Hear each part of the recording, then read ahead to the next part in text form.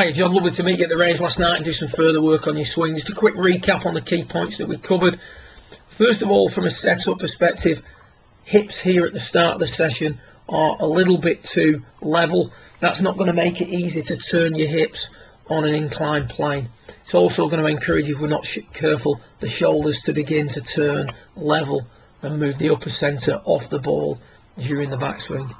Having said that, as you get to the top of your backswing, you can see there now that the tilt in your hips has changed slightly. The left shoulder has certainly worked down sufficiently, and we're in a good position at the top of the backswing. So key thought at setup was just to get the tailbone up a little bit, but in doing that, make sure that the chin stays down. So tailbone up, chin down, puts the hips in the position that you want them at the top of the backswing, allowing you to make that swing to the top with less change in the hip tilt from P1 to P4. Moving on to the swing itself, we were looking last night at what you were doing compared to last session, and we put the plane line on there now. You can see that the hands were much more down that plane line early on in the transition before drifting slightly under it coming into P6. Much better move down into the left heel or left foot with the hands, P5.5 to P6.5. So good work in that respect, but the shaft still getting a little bit behind us and we're not fully getting back into flexion. So we took a line as we were doing last night and put the wall in position. You can see there's that early extension, never getting back into flexion.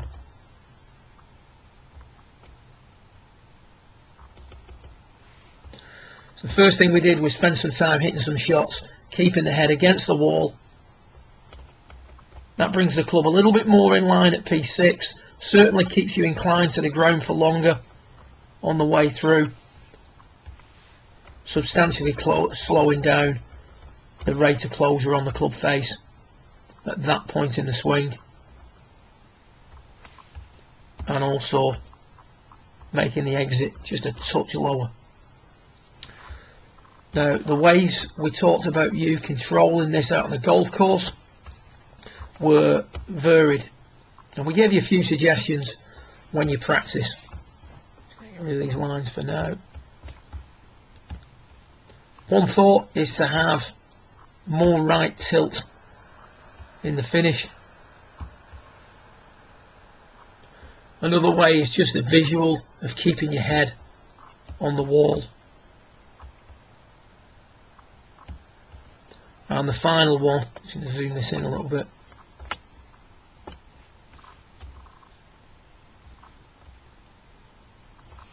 was to maintain the eye tilt for longer.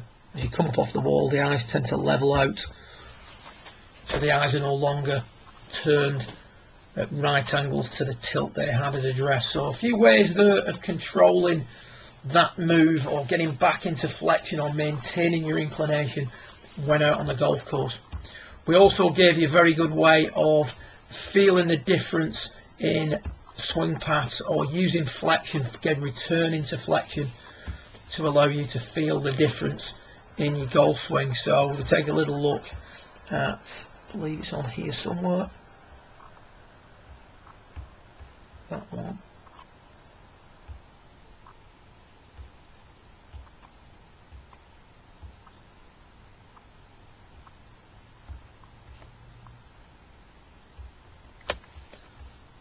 Tailbone up, chin down. Sorry about this, John. I know we've got that footage of you going back into flexion on here somewhere. It must be this one. Swinging to the top, flexing forward from the top, back into flexion. Now this is you really flexing forward, but you can see as you flex forward, that golf club lines up much more appropriately. So would you want to flex forward that much? Certainly not. But we're just trying to get the point across here that that move back into flexion, P4 to P6, is essential if you're going to get the club turning the corner and getting back on plane. That's the piece that a lot of golfers miss out. So flex forward, then learn to extend. So that's excessive, but at least it's giving you a feel to take out maybe on the golf course. When we look at you from face on, one of the things we noticed was that as you were coming into impact, you were just hanging on to accumulator 1, the right arm, a little bit too long here, resulting in a wide release point and the eye line just drifting off to the right.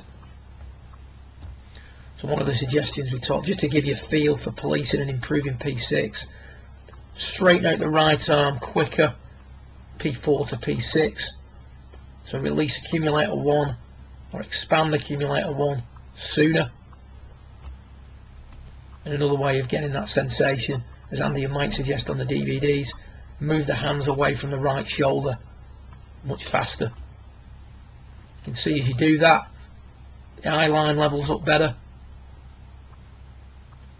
there's more wrist hinge maintained, so accumulator 2 is maintained for longer. Left arm in a much better position down the right thigh, and the release point more over the top of the ball. Great session, good luck with it, love the flight with the driver. Keep me informed as to your progress. I look forward to working with you again in a month or so's time. Well done.